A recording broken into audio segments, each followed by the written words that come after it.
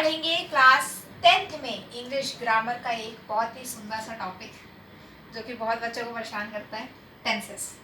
ठीक है, तो देखो टेंसेस में आता है गैप फिलिंग। ठीक है, अब टेंसेस के स्ट्रक्चर याद हो जाते हैं, टेंसेस कौन सा टेंस है ये भी पता चल जाता है, पर कौन सा टेंस लगाना है ये नहीं पता चलता। ठीक है, इसमें आपका एक और पार्ट आता है कंडीशनल्स वाला, वो भी है आपके में। तो कंडीशनल्स में आपके 5 होते हैं टाइप। ठीक है, लेकिन आपके सिलेबस में और आपके 10th क्लास के लेवल पे सिर्फ 4 ही है, type 0, type 1, type 2, type 3, mixed वाला नहीं। ठीक है, तो गैप फिलिंग में आता है टेंसेस होता क्या है।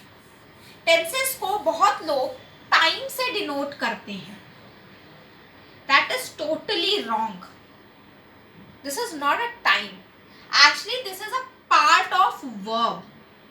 ये एक पार्ट होता है ऑफ वर्ब, वर्ब का ही एक पार्ट होता है जो कि कोई एक्शन किस समय पे हुआ है या किस टाइम पे हुआ है इसे दर्शाता है।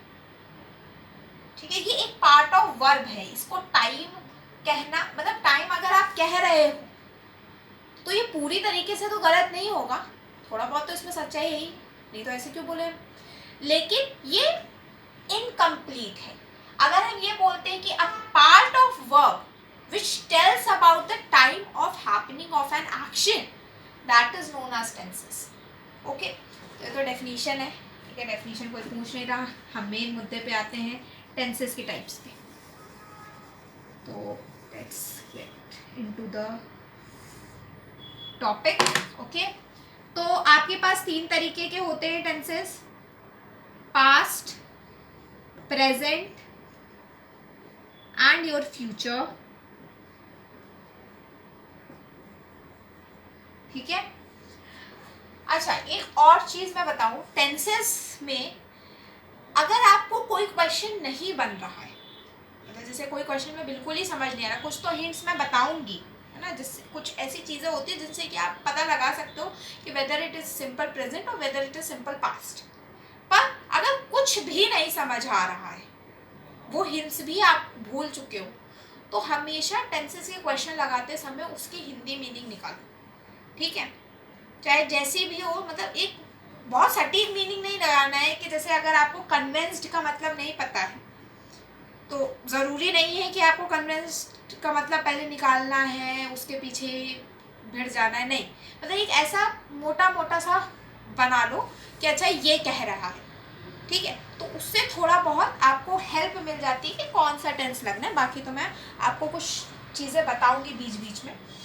तो सबसे पहले बात करते हैं सिंपल प्रेजेंट की। सिंपल प्रेजेंट टेंस,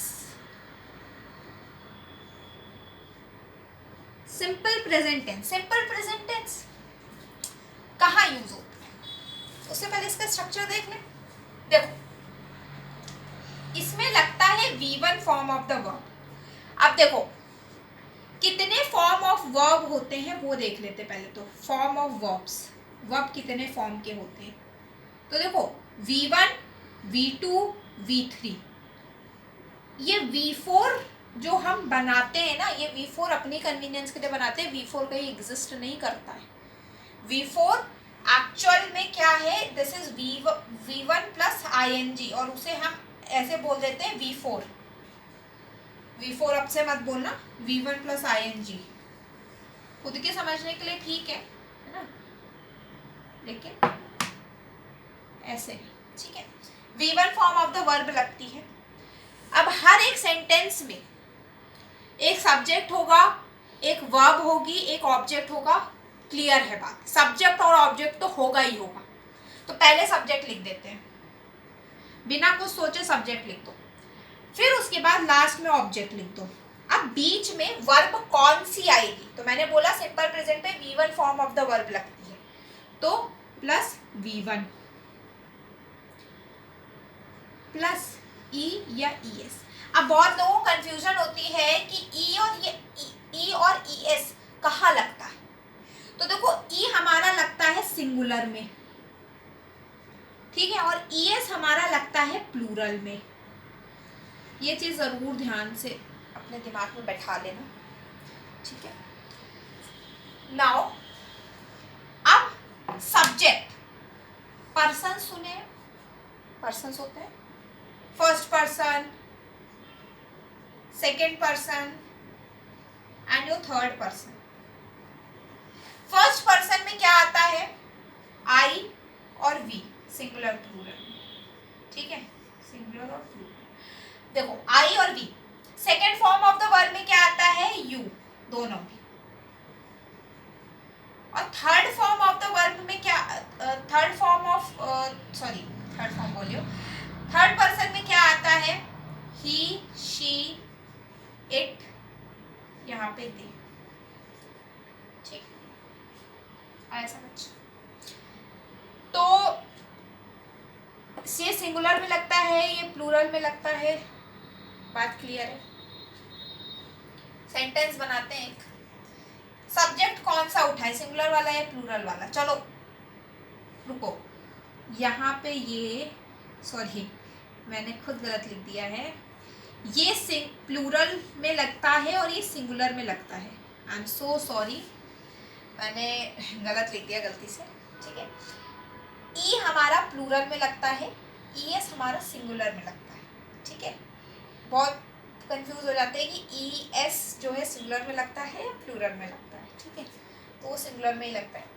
एक सेंटेंस फॉर्म करते हैं, आई वॉच होगा या वॉचेस होगा?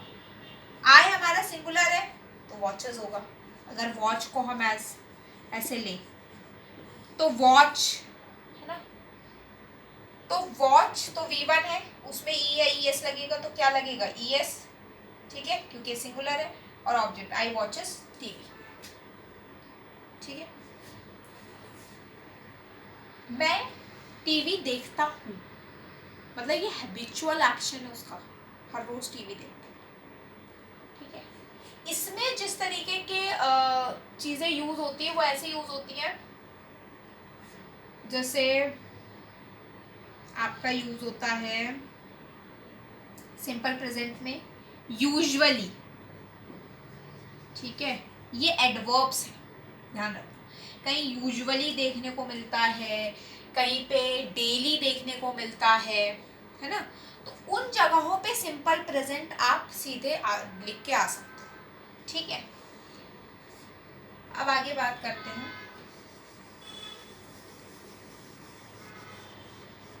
सिंपल पास्ट की। उससे पहले जरा इसका नेगेटिव सेंटेंस देख लेते हैं। नेगेटिव में क्योंकि एक चीज है जो मुझे बतानी है। नेगेटिव में सब्जेक्ट प्लस डू या डज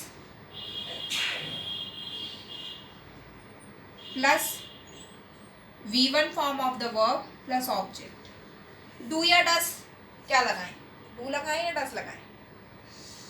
अगेन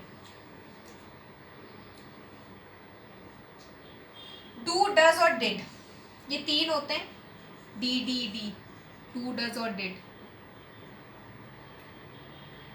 आई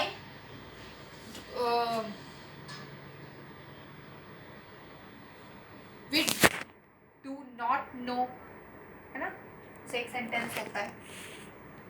तो डू हमारा किसके साथ लगता है, देखो डू हमारा लगता है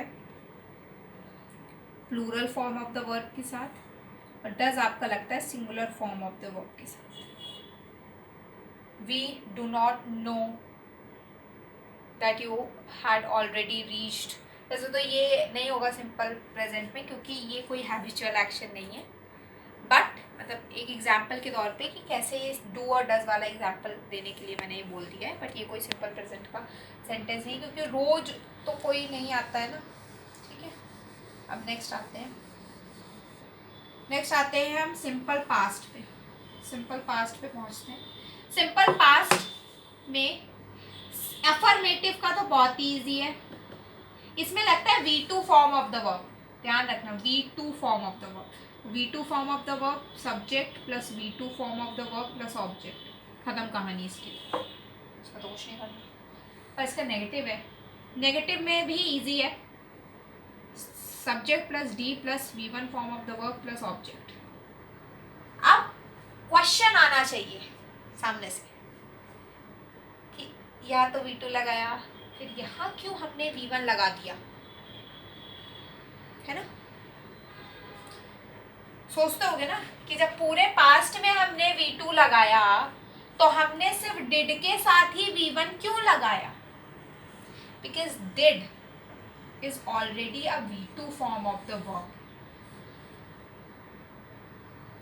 हम ऑलरेडी V2 यूज कर चुके हैं, ठीक है। डू या डज जो है V1 form of the verb होती है, ठीक है, और डिड आपकी plural form of the verb होती है, सॉरी प्लूरल कह लो, V2 form of the verb होती है, ठीक है। इसलिए हमने V1 लगाया। हम बार बार तो V2 नहीं लगा सकते ना, हमने एक बार V2 लगा दिया, फुलफिल हो गया V2। अब हमें वर्ब भी चाहिए तो हमने वर्ब V1 फॉर्म में लगा दी, ठीक है। नेक्स्ट आते हैं simple future. Now the future, future के बारे में देखते हैं। फ्यूचर, फ्यूचर में देखो भविष्य, तो देखो भविष्य में तो हमने विल शैल यूज करना ही है, तो फ्यूचर में हमें विल शैल यूज करना है। पर कैन यू से कि विल यूज करें या शैल यूज करें, तो कुछ जगहों पे वी यूज होता है, कुछ जगहों पे shall use, sorry will use होता है, कुछ जगह पे शैल यूज होता है। देखो दोनों का, अगर देखो आई है और वी है, आई है और वी है, आई के साथ तो हमेशा का यही दस्तूर है शैल ही लगेगा, विल क्यों नहीं लगता, ये क्वेश्चन आपकी तरफ से आना चाहिए। शैल तो लगता है तो हमें भी पता है, पर विल क्यों नहीं लगता है, क्योंकि अगर आप विल लगाते हो तो एक डिटर्मिनेशन दिखाता है कि जैसे कि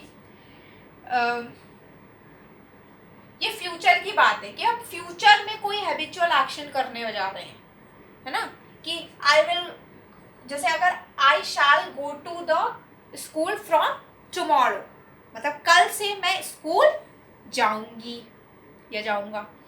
लेकिन अगर उसी जगह मैंने लिख दिया आई विल,